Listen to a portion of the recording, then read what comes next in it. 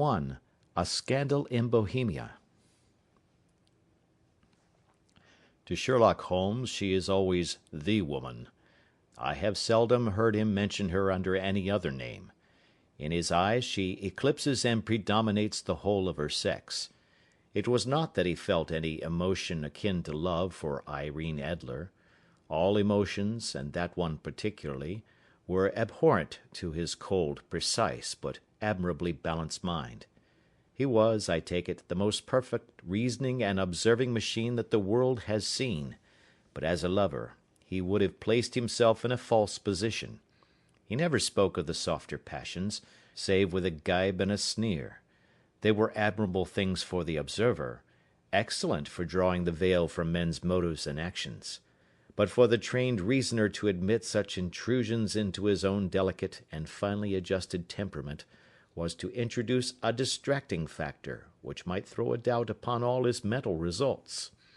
Grit in a sensitive instrument, or a crack in one of his own high-power lenses, would not be more disturbing than a strong emotion in a nature such as his. And yet there was but one woman to him, and that woman was the late Irene Adler, of dubious and questionable memory. I had seen little of Holmes lately. My marriage had drifted us away from each other.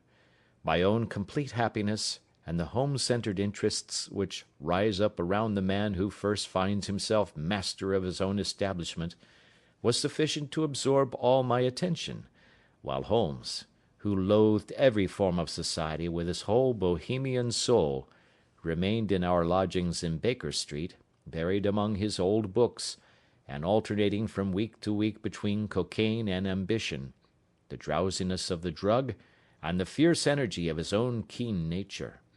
He was still, as ever, deeply attracted by the study of crime, and occupied his immense faculties and extraordinary powers of observation in following out those clues and clearing up those mysteries which had been abandoned as hopeless by the official police. From time to time I heard some vague account of his doings, of his summons to Odessa in the case of the Trepoff murder, of his clearing up of the singular tragedy of the Atkinson brothers at Trincomalee, and finally of the mission which he had accomplished so delicately and successfully for the reigning family of Holland. Beyond these signs of his activity, however, which I merely shared with all the readers of the daily press, I knew little of my former friend and companion. One night, it was on the 20th of March, 1888, I was returning from a journey to a patient, for I had now returned to civil practice, when my way led me through Baker Street. As I passed the well-remembered door, which must always be associated in my mind with my wooing and with the dark incidents of the study in scarlet, I was seized with a keen desire to see Holmes again, and to know how he was employing his extraordinary powers. His rooms were brilliantly lit, and even as I looked up, I saw his tall, spare figure pass twice in a dark silhouette against the blind. He was pacing the room swiftly, eagerly, with his head sunk upon his chest and his hands clasped behind him. To me, who knew his every mood and habit, his attitude and manner told their own story. He was at work again. He had risen out of his drug-created dreams and was hot upon the scent of some new problem. I rang the bell, and was shown up to the chamber which had formerly been in part my own. His manner was not effusive, it seldom was, but he was glad, I think, to see me. With hardly a word spoken, but with a kindly eye, he waved me to an armchair, threw across his case of cigars, and indicated a spirit case and a gasogene in the corner. Then he stood before the fire and looked me over in his singular introspective fashion. "Wedlock suits you," he remarked. "I think, Watson, that you have put on 7½ pounds since I saw you." "7," I answered. "Indeed, I should have thought a little more. Just a trifle more, I fancy, Watson. And in practice again, I observe. You did not tell me that you intended to go into harness." "Then how do you know?" "I see it, I deduce it. How do I know that you have been getting yourself very wet lately, and that you have a most clumsy and careless servant girl?" "My dear Holmes," said I, "this is too much. You would certainly have been burned had you lived a few centuries ago. It is true that I had a country walk on Thursday and came home in a dreadful mess, but as I have changed my clothes, I can't imagine how you deduce it. As to Mary Jane, she is incorrigible, and my wife has given her notice, but there again, I fail to see how you work it out." He chuckled to himself and rubbed his long, nervous hands together. "It is simplicity itself," said he. "My eyes tell me that on the inside of your left shoe, just where the firelight strikes it, the leather is scored by 6 almost parallel cuts. Obviously they have been caused by someone who has very carelessly scraped round the edges of the sole in order to remove crusted mud from it.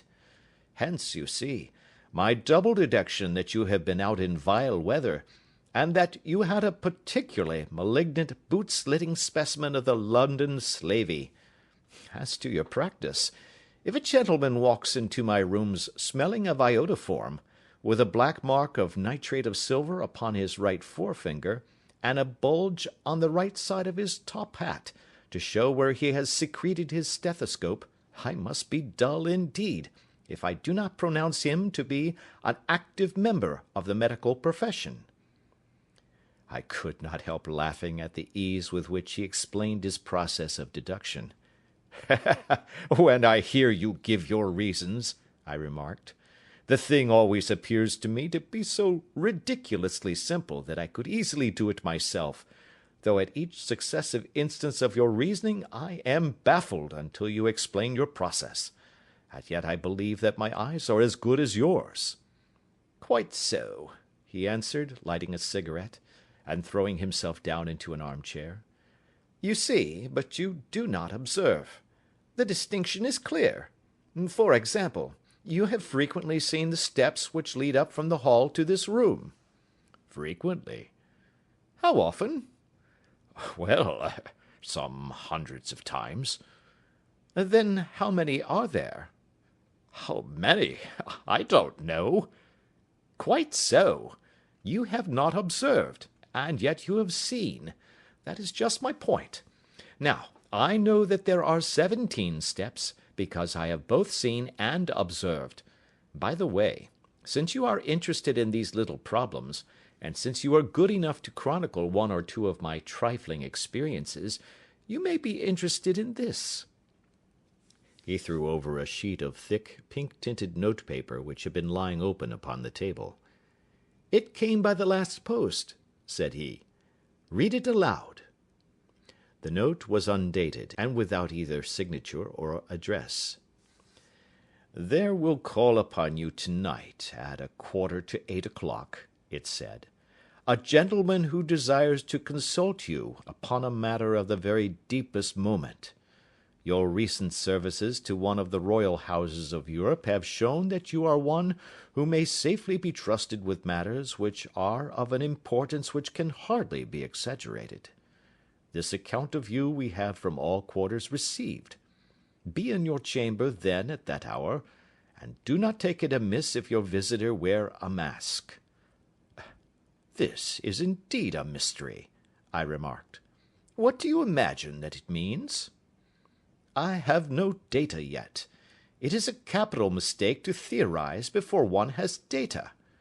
Insensibly one begins to twist facts to suit theories, instead of theories to suit facts. But the note itself, what do you deduce from it?"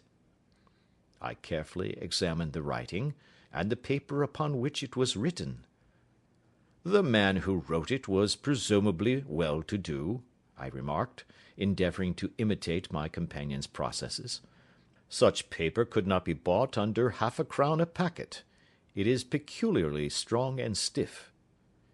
"Peculiar, that is the very word," said Holmes. "It is not an English paper at all. Hold it up to the light." I did so, and saw a large E with a small g, a capital P, and a large capital G with a small t woven into the texture of the paper. "What do you make of that?" asked Holmes. "The name of the maker, no doubt, or his monogram, rather." "Not at all. The G with a small t stands for Gesellschaft, which is German for company. It is a customary contraction like our CO for company. P, of course, stands for Papier. Now for the EG. Let us glance at our Continental Gazetteer." He took down a heavy brown volume from his shelves. Iglonitz, here we are, Egria. It is in a German-speaking country, in Bohemia, not far from Carlsbad. Remarkable as being the scene of the death of Wallenstein, and for its numerous glass factories and paper mills. Ha ha, my boy, what do you make of that? His eyes sparkled, and he sent up a great blue triumphant cloud from his cigarette. "The paper was made in Bohemia," I said. "Precisely, and the man who wrote the note is a German. Do you note the peculiar construction of the sentence? 'This account of you we have from all quarters received'? A Frenchman or Russian could not have written that. It is the German who is so uncourteous to his verbs. It only remains, therefore, to discover what is wanted by this German who writes upon Bohemian paper and prefers wearing a mask to showing his face. And here he comes, if I am not mistaken, to resolve all our doubts." As he spoke, there was a sharp sound of horses' hoofs and grating wheels against the curb, followed by a sharp pull at the bell. Holmes whistled. "A pair, by the sound," said he. "Yes," he continued, glancing out of the window. "A nice little brougham and a pair of beauties. 150 guineas apiece. There's money in this case, Watson, if there is nothing else." "I think that I had better go, Holmes." "Not a bit, Doctor. Stay where you are. I am lost without my Boswell, and this promises to be interesting. It would be a pity to miss it." "But your client—" "Never mind him. I may want your help, and so may he. Here he comes. Sit down in that armchair, Doctor, and give us your best attention." A slow and heavy step, which had been heard upon the stairs and in the passage, paused immediately outside the door. Then there was a loud and authoritative tap. "Come in," said Holmes. A man entered who could hardly have been less than 6 feet 6 inches in height, with a chest and limbs of a Hercules. His dress was rich, with a richness which would, in England, be looked upon as akin to bad taste. Heavy bands of astrakhan were slashed across the sleeves and fronts of his double-breasted coat, while the deep blue cloak which was thrown over his shoulders was lined with flame-coloured silk, and secured at the neck with a brooch, which consisted of a single flaming beryl. Boots, which extended halfway up his calves, and which were trimmed at the tops with rich brown fur, completed the impression of barbaric opulence which was suggested by his whole appearance. He carried a broad-brimmed hat in his hand, while he wore across the upper part of his face, extending down past the cheekbones, a black vizard mask, which he had apparently adjusted that very moment, for his hand was still raised to it as he entered. From the lower part of the face he appeared to be a man of strong character, with a thick, hanging lip, and a long, straight chin suggestive of resolution pushed to the length of obstinacy. "You had my note?" he asked, with a deep, harsh voice and a strongly marked German accent. "I told you that I would call." He looked from one to the other of us, as if uncertain which to address. "Pray take a seat," said Holmes. "This is my friend and colleague, Dr. Watson, who is occasionally good enough to help me in my cases. Whom have I the honour to address?" "You may address me as the Count von Kramm, a Bohemian nobleman. I understand that this gentleman, your friend, is a man of honour and discretion, whom I may trust with a matter of the most extreme importance. If not, I should much prefer to communicate with you alone. I rose to go, but Holmes caught me by the wrist and pushed me back into my chair. "It is both or none," said he. "You may say before this gentleman anything which you may say to me." The Count shrugged his broad shoulders. "Then I must begin," said he, "by binding you both to absolute secrecy for 2 years.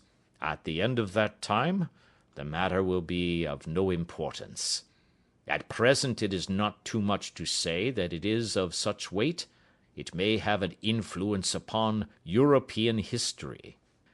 "I promise," said Holmes. "And I."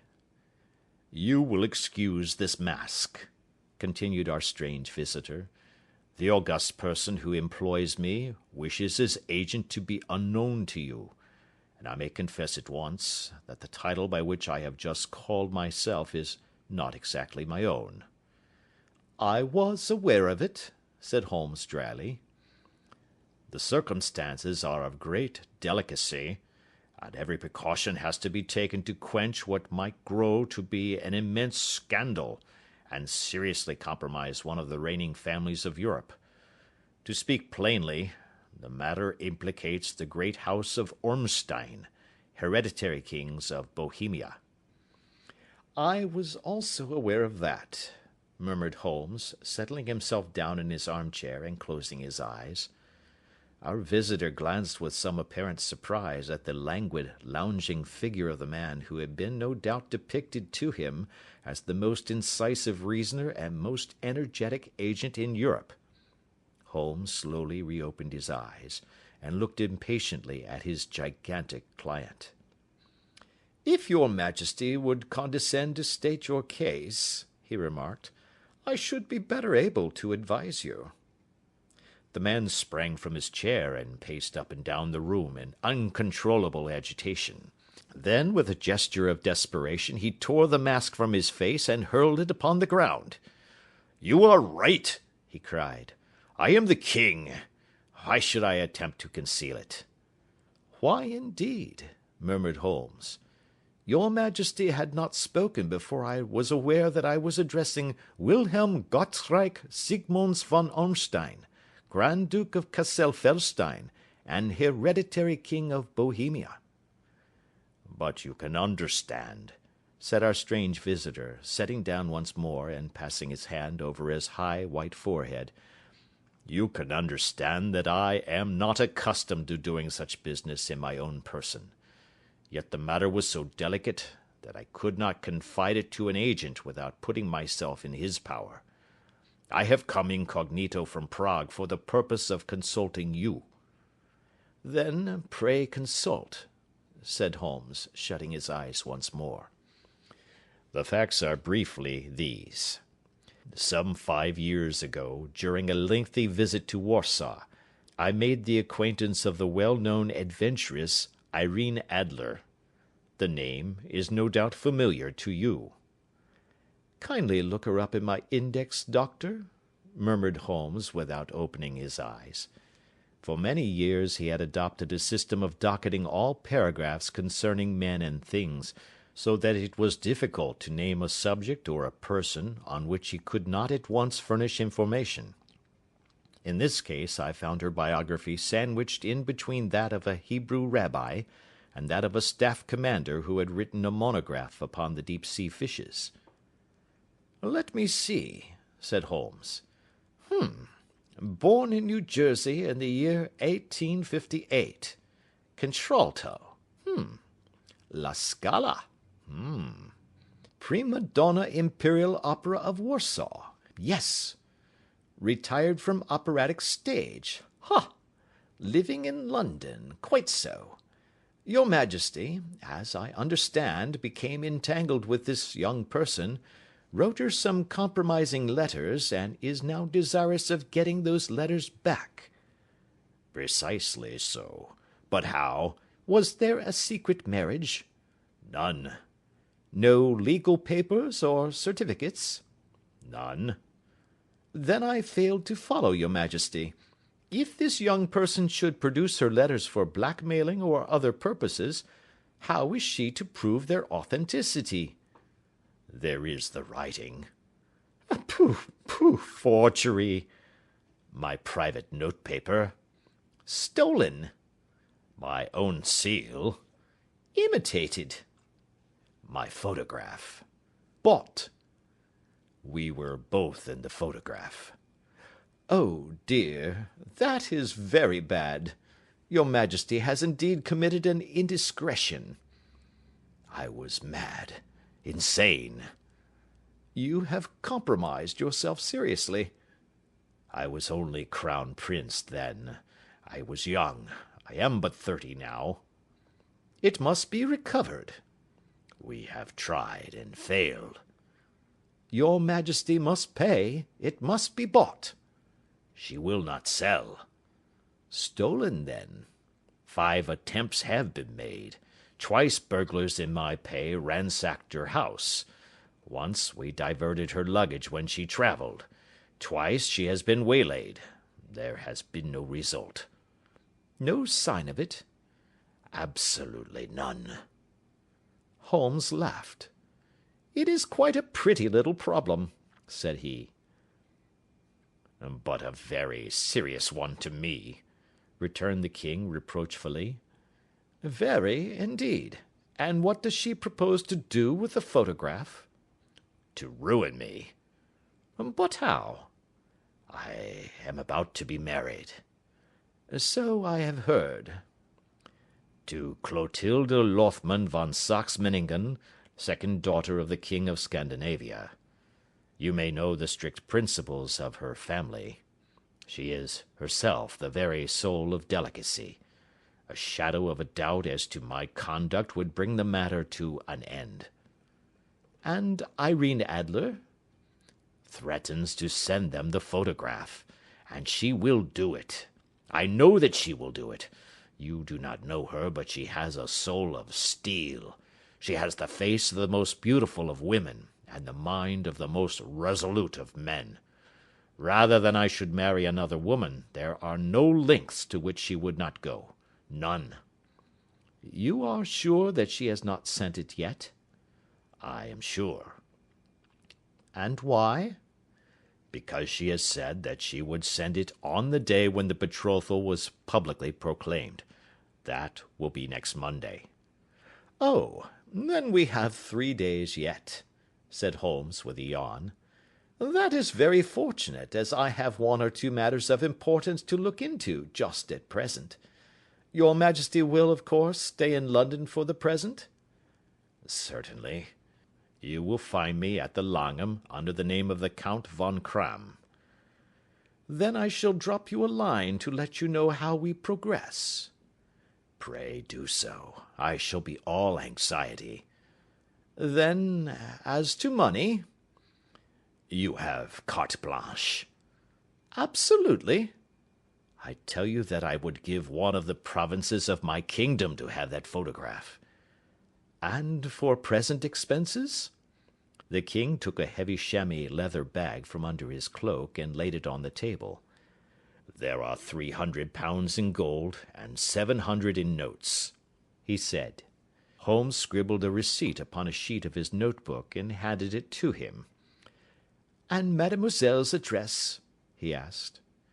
Is Briony Lodge, Serpentine Avenue, St. John's Wood. Holmes took a note of it. One other question, said he. Was the photograph a cabinet? It was. Then good night, your Majesty, and I trust that we shall soon have some good news for you. And good night, Watson, he added, as the wheels of the royal brougham rolled down the street. If you will be good enough to call tomorrow afternoon at 3 o'clock, I should like to chat this little matter over with you. Part 2. At 3 o'clock precisely, I was at Baker Street, but Holmes had not yet returned. The landlady informed me that he had left the house shortly after 8 o'clock in the morning. I sat down before the fire, however, with the intention of awaiting him, however long he might be. I was already deeply interested in his inquiry, for, though it was surrounded by none of the grim and strange features which were associated with the 2 crimes which I have already recorded, still, The nature of the case and the exalted station of his client gave it a character of its own. Indeed, apart from the nature of the investigation which my friend had on hand, there was something in his masterly grasp of a situation, and his keen, incisive reasoning, which made it a pleasure to me to study his system of work, and to follow the quick, subtle methods by which he disentangled the most inextricable mysteries. So accustomed was I to his invariable success, that the very possibility of his failing had ceased to enter into my head. It was close upon 4 before the door opened, and a drunken-looking groom, ill-kempt and side-whiskered, with an inflamed face and disreputable clothes, walked into the room. Accustomed as I was to my friend's amazing powers in the use of disguises, I had to look 3 times before I was certain that it was indeed he. With a nod he vanished into the bedroom, whence he emerged in 5 minutes, tweed-suited and respectable as of old. Putting his hands into his pockets, he stretched out his legs in front of the fire, and laughed heartily for some minutes. "Well, really!" he cried, and then he choked and laughed again until he was obliged to lie back, limp and helpless, in the chair. "What is it?" "It's quite too funny. I am sure you could never guess how I employed my morning, or what I ended by doing." "I can't imagine. I suppose that you must have been watching the habits, and perhaps the house, of Miss Irene Adler?" "Quite so, but the sequel was rather unusual. I will tell you, however. I left the house a little after 8 o'clock this morning in the character of a groom out of work. There is a wonderful sympathy and freemasonry among horsey men. Be one of them, and you will know all that there is to know. I soon found Briony Lodge. It is a bijou villa, with a garden at the back, but built out in front right up to the road, 2 stories. Chubb lock to the door. Large sitting room on the right side, well furnished, with long windows almost to the floor, and those preposterous English window fasteners which a child could open. Behind there was nothing remarkable, save that the passage window could be reached from the top of the coach-house. I walked round it, and examined it closely from every point of view, but without noting anything of interest. I then lounged down the street, and found, as I expected, that there was a mews in a lane which runs down by one wall of the garden. I lent the ostlers a hand in rubbing down their horses, and received in exchange 2d, a glass of half and half, 2 fills of shag tobacco, and as much information as I could desire about Miss Adler, to say nothing of half a dozen other people in the neighbourhood, in whom I was not in the least interested, but whose biographies I was compelled to listen to. "And what of Irene Adler?" I asked. "Oh, she has turned all the men's head down in that part. She is the daintiest thing under a bonnet on this planet.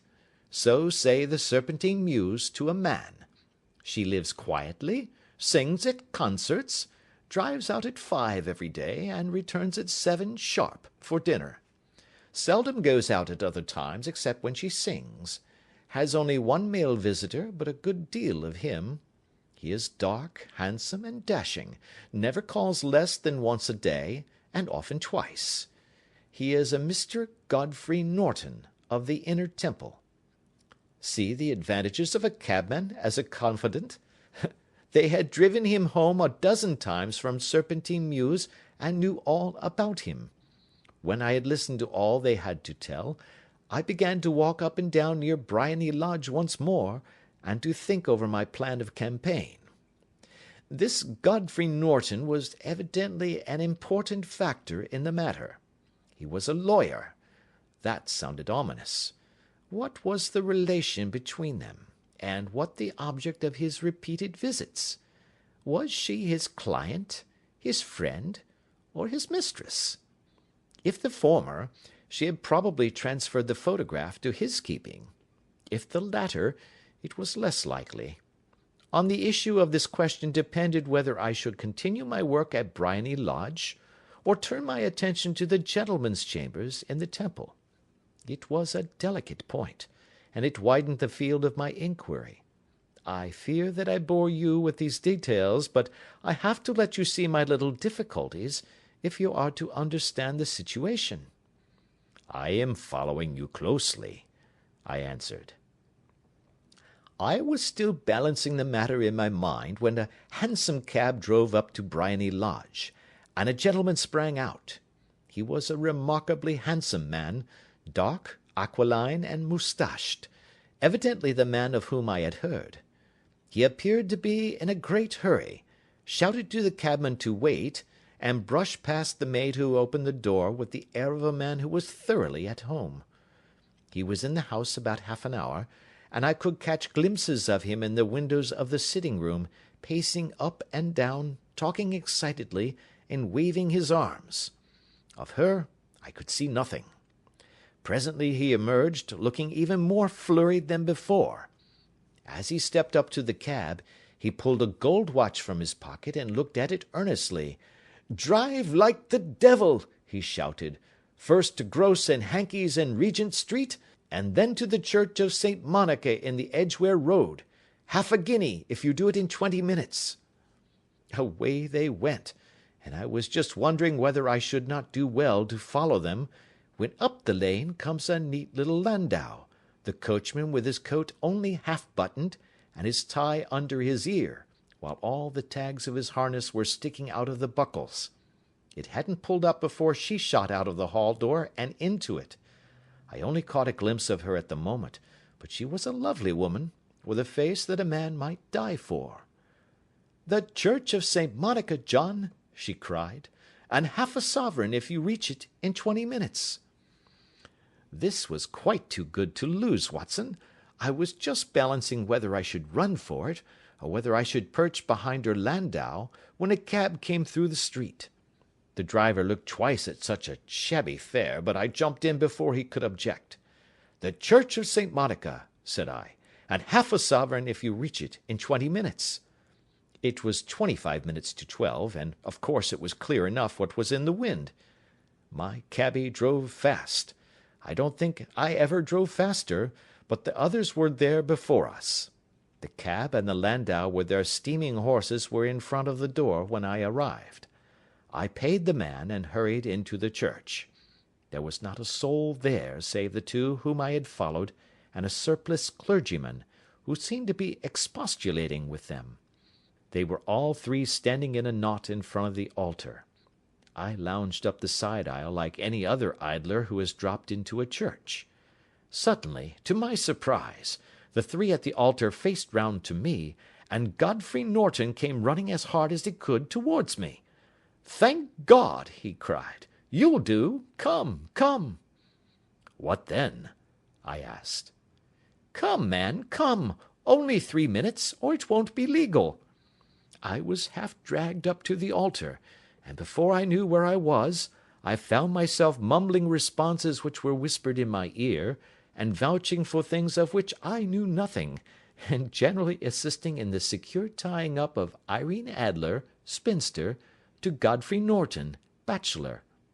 It was all done in an instant, and there was the gentleman thanking me on the one side, and the lady on the other, while the clergyman beamed on me in front. It was the most preposterous position in which I ever found myself in my life, and it was the thought of it that started me laughing just now.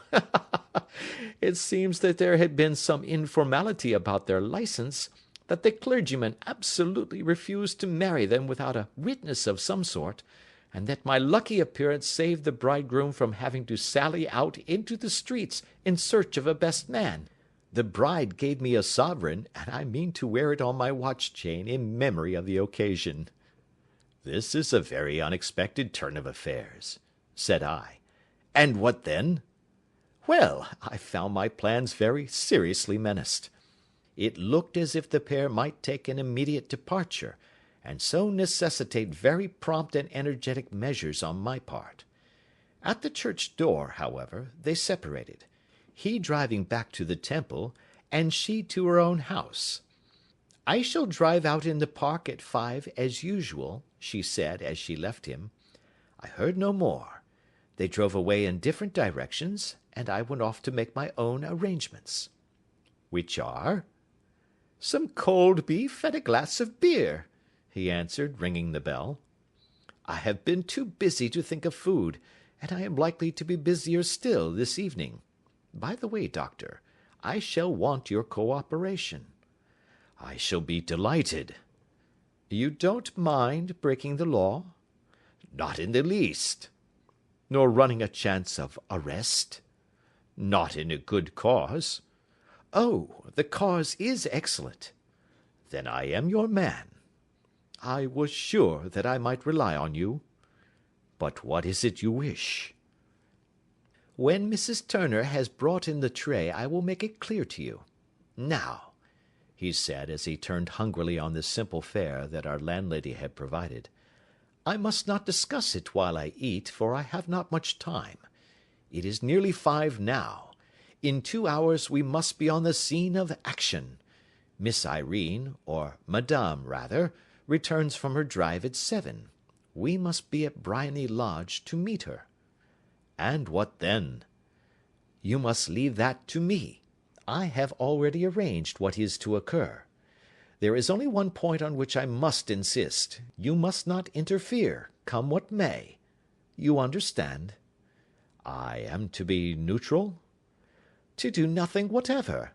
There will probably be some small unpleasantness. Do not join in it. It will end in my being conveyed into the house. 4 or 5 minutes afterwards the sitting-room window will open. You are to station yourself close to that open window." "Yes." "You are to watch me, for I will be visible to you." "Yes."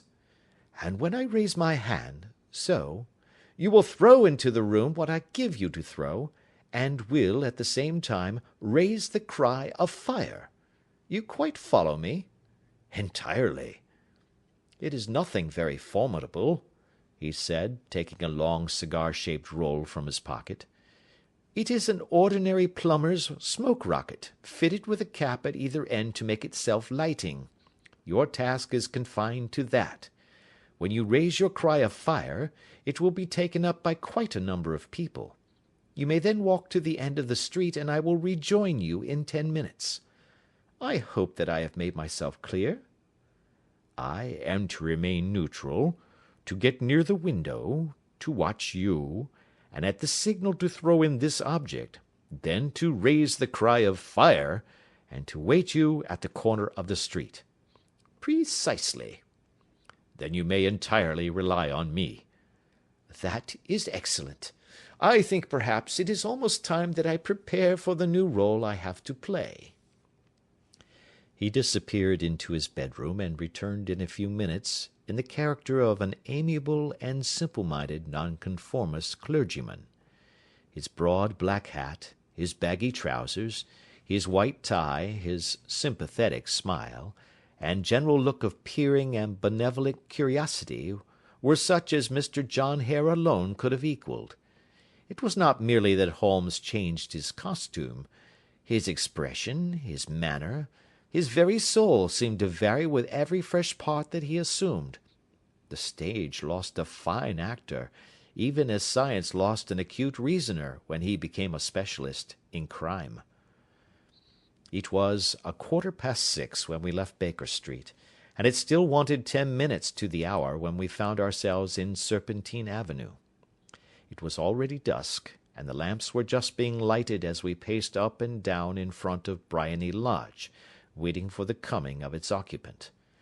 The house was just such as I had pictured it from Sherlock Holmes's succinct description, but the locality appeared to be less private than I expected. On the contrary, for a small street in a quiet neighbourhood, it was remarkably animated.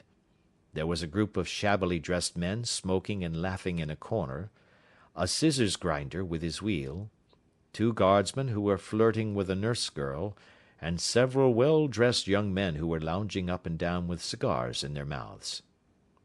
"You see," remarked Holmes, as we paced to and fro in front of the house, "this marriage rather simplifies matters. The photograph becomes a double-edged weapon now. The chances are that she would be as averse to its being seen by Mr. Godfrey Norton as our client is to its coming to the eyes of his princess. Now the question is, where are we to find the photograph?" "Where, indeed?" "It is most unlikely that she carries it about with her. It is cabinet size, too large for easy concealment about a woman's dress. She knows that the king is capable of having her waylaid and searched. 2 attempts of the sort have already been made. We may take it, then, that she does not carry it about with her." "Where, then?" "Her banker or her lawyer. There is that double possibility. But I am inclined to think neither. Women are naturally secretive, and they like to do their own secreting. Why should she hand it over to any one else? She could trust her own guardianship, but she could not tell what indirect or political influence might be brought to bear upon a business man. Besides, remember that she had resolved to use it within a few days. It must be where she can lay her hands upon it. It must be in her own house." "But it has twice been burgled." "Pshaw! They did not know how to look." "But how will you look?" "I will not look." "What then?" "I will get her to show me." "But she will refuse." "She will not be able to. But I hear the rumble of wheels. It is her carriage. Now, carry out my orders to the letter." As he spoke, the gleam of the side lights of a carriage came round the curve of the avenue. It was a smart little landau which rattled up to the door of Briony Lodge. As it pulled up, one of the loafing men at the corner dashed forward to open the door in the hope of earning a copper, but was elbowed away by another loafer, who had rushed up with the same intention. A fierce quarrel broke out, which was increased by the 2 guardsmen, who took sides with one of the loungers, and by the scissors grinder, who was equally hot upon the other side.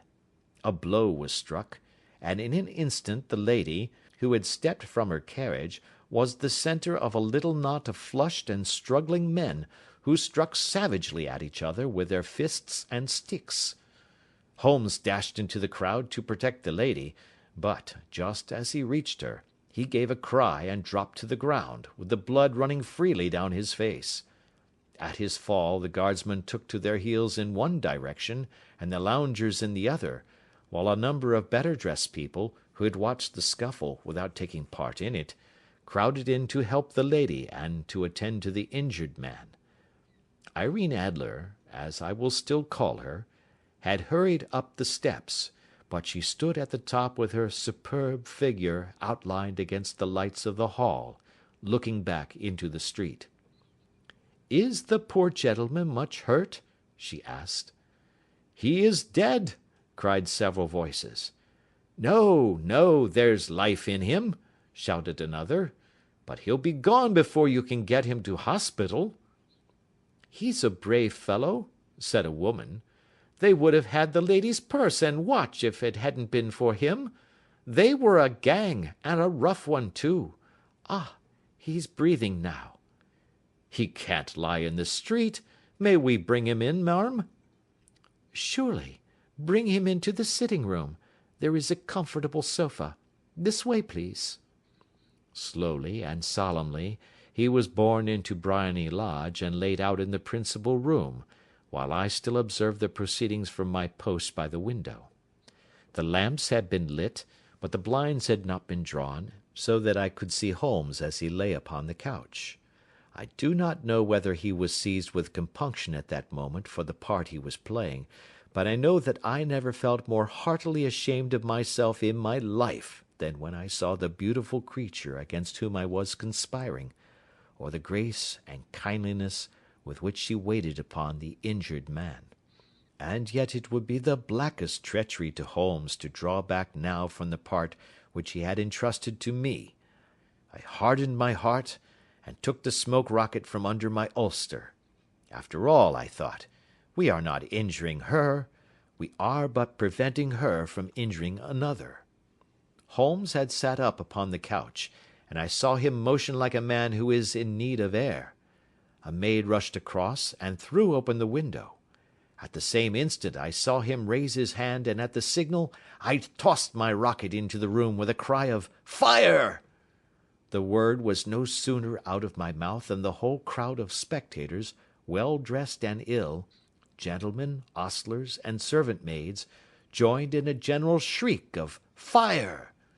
Thick clouds of smoke curled through the room and out at the open window. I caught a glimpse of rushing figures, and a moment later the voice of Holmes from within, assuring them that it was a false alarm.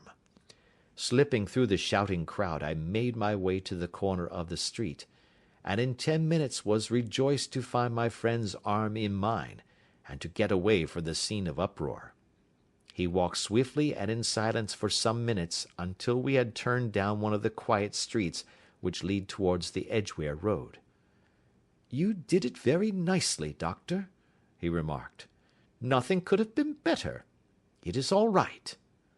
"You have the photograph?" "I know where it is." "And how did you find out?"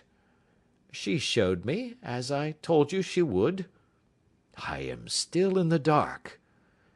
"I do not wish to make a mystery," said he, laughing. "The matter was perfectly simple. You, of course, saw that everyone in the street was an accomplice. They were all engaged for the evening." "I guessed as much." "Then, when the row broke out, I had a little moist red paint in the palm of my hand. I rushed forward, fell down, clapped my hand to my face, and became a piteous spectacle. It is an old trick. That also I could fathom. Then they carried me in. She was bound to have me in. What else could she do? And into her sitting room, which was the very room which I suspected. It lay between that and her bedroom, and I was determined to see which. They laid me on a couch. I motioned for air. They were compelled to open the window, and you had your chance." "How did that help you?" "It was all important. When a woman thinks that her house is on fire, her instinct is at once to rush to the thing which she values most. It is a perfectly overpowering impulse, and I have more than once taken advantage of it. In the case of the Darlington substitution scandal it was of use to me, and also in the Arnsworth Castle business. A married woman grabs at her baby, an unmarried one reaches for her jewel box. Now it was clear to me that Our Lady of today had nothing in the house more precious to her than what we are in quest of. She would rush to secure it. The alarm of fire was admirably done. The smoke and shouting were enough to shake nerves of steel. She responded beautifully. The photograph is in a recess behind a sliding panel just above the right bell-pull. She was there in an instant, and I caught a glimpse of it as she half drew it out. When I cried out that it was a false alarm, she replaced it, glanced at the rocket, rushed from the room, and I have not seen her since. I rose, and making my excuses, escaped from the house. I hesitated whether to attempt to secure the photograph at once, but the coachman had come in, and as he was watching me narrowly, it seemed safer to wait. A little over-precipitance may ruin all. "And now?" I asked. "Our quest is practically finished. I shall call with the king to-morrow, and with you, if you care to come with us. We will be shown into the sitting-room to wait for the lady, but it is probable that when she comes she may find neither of us nor the photograph. It might be a satisfaction to his Majesty to regain it with his own hands." "And when will you call?" "At 8 in the morning. She will not be up, so that we shall have a clear field. Besides, we must be prompt, for this marriage may mean a complete change in her life and habits. I must wire to the king without delay." We had reached Baker Street, and had stopped at the door. He was searching his pockets for the key when someone passing said, "Good night, Mr. Sherlock Holmes." There were several people on the pavement at the time, but the greeting appeared to come from a slim youth in an ulster who had hurried by. "I've heard that voice before," said Holmes, staring down the dimly lit street. "Now, I wonder who the deuce that could have been." Part 3. I slept at Baker Street that night, and we were engaged upon our toast and coffee in the morning, when the King of Bohemia rushed into the room. "You have really got it?" he cried, grasping Sherlock Holmes by either shoulder, and looking eagerly into his face. "Not yet." "But you have hopes?" "I have hopes." "Then come, I am all impatience to be gone." "We must have a cab." "No, my brougham is waiting." "Then that will simplify matters." We descended, and started off once more for Briony Lodge. "Irene Adler is married," remarked Holmes. "Married? When?" "Yesterday." "But to whom?" "To an English lawyer named Norton." "But she could not love him." "I am in hopes that she does." "And why in hopes?" "Because it would spare your majesty all fear of future annoyance. If the lady loves her husband, she does not love your majesty. If she does not love your majesty, there is no reason why she should interfere with your majesty's plan." "It is true, and yet, well, I wish she had been of my own station. What a queen she would have made!" He relapsed into a moody silence, which was not broken until we drew up in Serpentine Avenue. The door of Briony Lodge was open, and an elderly woman stood upon the steps. She watched us with a sardonic eye as we stepped from the brougham. "Mr. Sherlock Holmes, I believe?"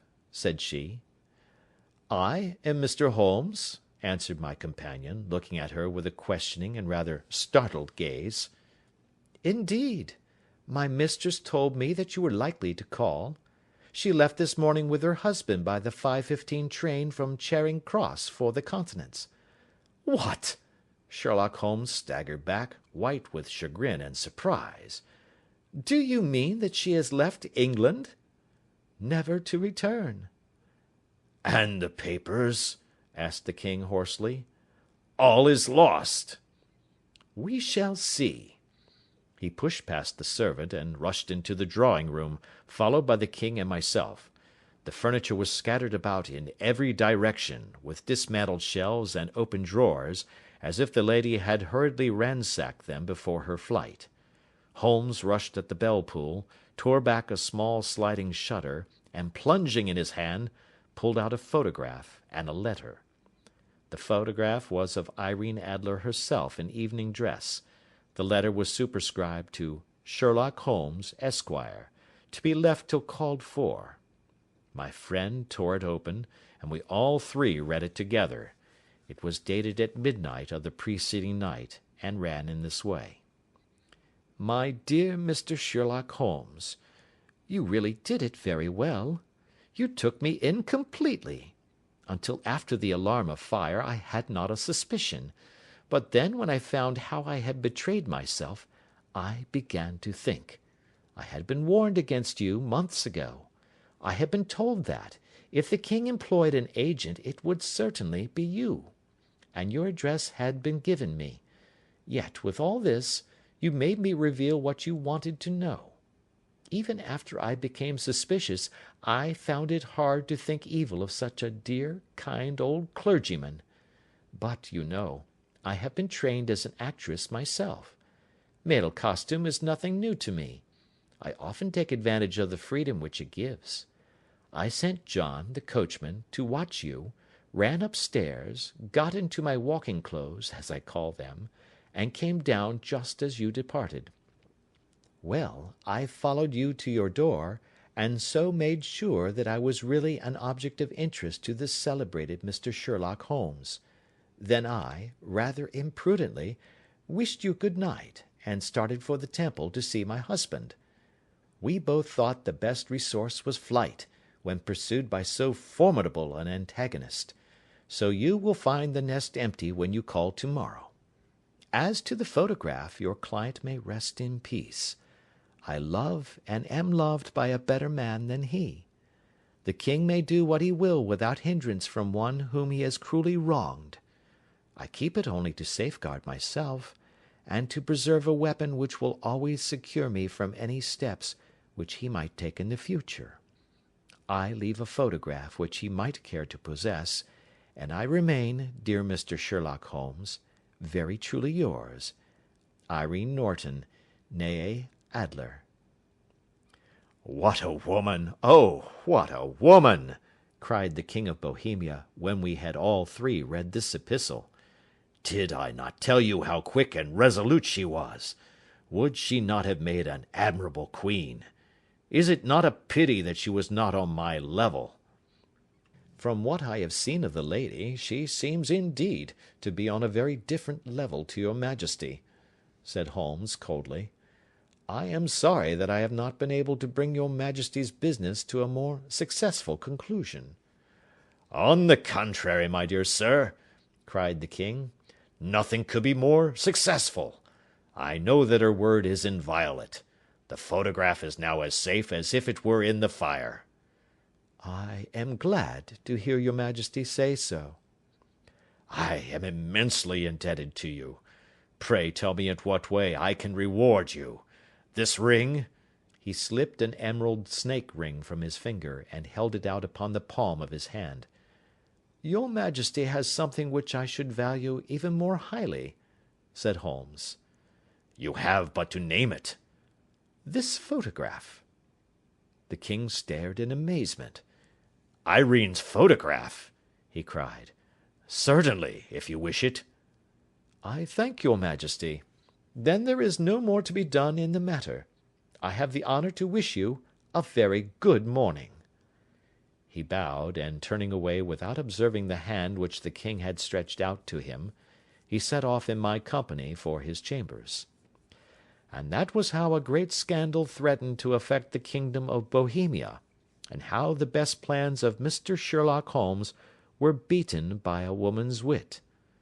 He used to make merry over the cleverness of woman, but I have not heard him do it of late, and when he speaks of Irene Adler, or when he refers to her photograph, it is always under the honourable title of the woman.